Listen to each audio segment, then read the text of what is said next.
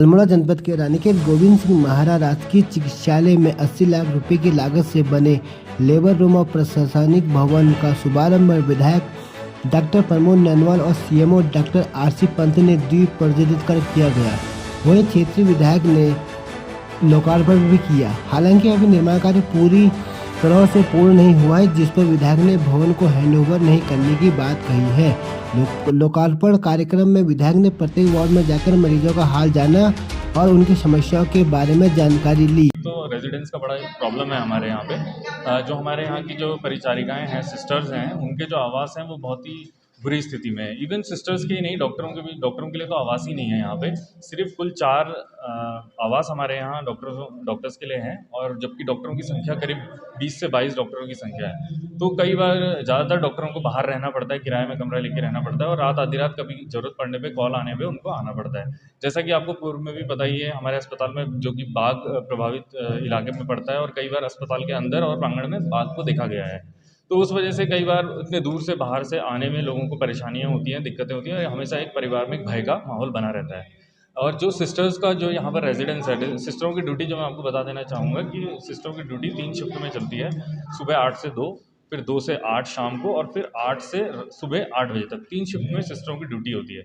तो जो उनको यहाँ आवास आवंटित है, वो एक पुराना वार्ड है, जिसको बीच बीच में उसमें प्लाई डाल के फैब्रिकेट करके उसको बनाया गया है। एक छोटे से कमरे में 2 सिस्टर, उसका परिवार, 3-4 बच्चे इस प्रकार से वहाँ रहते हैं, और बीच में प्लाई होने के कारण उनकी कोई प्राइवेसी नहीं है उसमें। आपस में एक दूसरे के कमरे की आवाज़ें, किसी प्रकार का शोरगुल, इस तरह के वो आपस में डिस्टर्ब होते हैं। और इसके ऊपर कई बार हमने सीएमएस साहब से भी बात करी। सीएमएस साहब ने भी आगे इसको लेके बात को उठाया है। पर हमारे रानीखेत जो अस्पताल है, जो कि ब्रिटिश पीरियड का ये अस्पताल है, और पूरे क्षेत्र के 5-7 विधानसभाओं का केंद्र है। हज़ारों लोगों की स्वास्थ्य सेवाएं इसी हॉस्पिटल पर टिकी हुई हैं।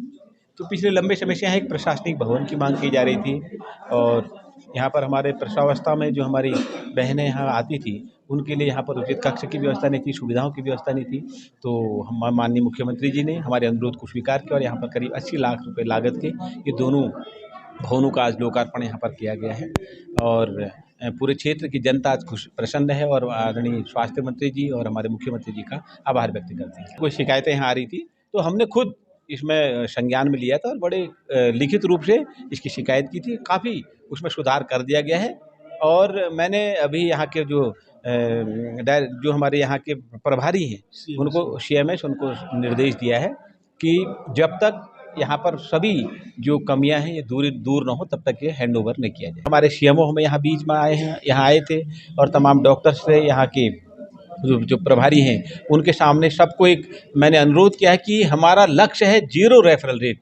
कोई भी यहाँ से अगर मरीज रेफ़र हो किया जाता है, तो उसकी पूरी जानकारी क्यों किया जा रहा है, किन कारणों में किया जा रहा है, किन परिस्थिति में किया जा रहा है, उसकी जानकारी जो डॉक्टर हैं वो यहाँ के सीएमएस को देंगे, और तभी जाकर रेफ़र किया जाएगा। नहीं तो जो इस बात का जो या इस निर्देश का उल्लंघन करेगा, उसके खिलाफ कड़ी कार्रवाई की जाएगी। यहाँ पर महिला रोग विशेषज्ञ अभी तक 3 थी यहाँ पे, 2 ट्रेनिंग में गई हैं। मैंने अभी सीएमओ से बात की है, और मैं डायरेक्टर हेल्थ से भी बात करता हूँ। बहुत जल्दी यहाँ पर जो ट्रेनिंग में गई हैं, उनके प्रतिष्ठान यहाँ पर आएँ, ऐसा मेरा प्रयास। सीएमओ साहब से मेरी बात होगी, उनने परमिशन के लिए देहरादून में प्रस्ताव भेजा है।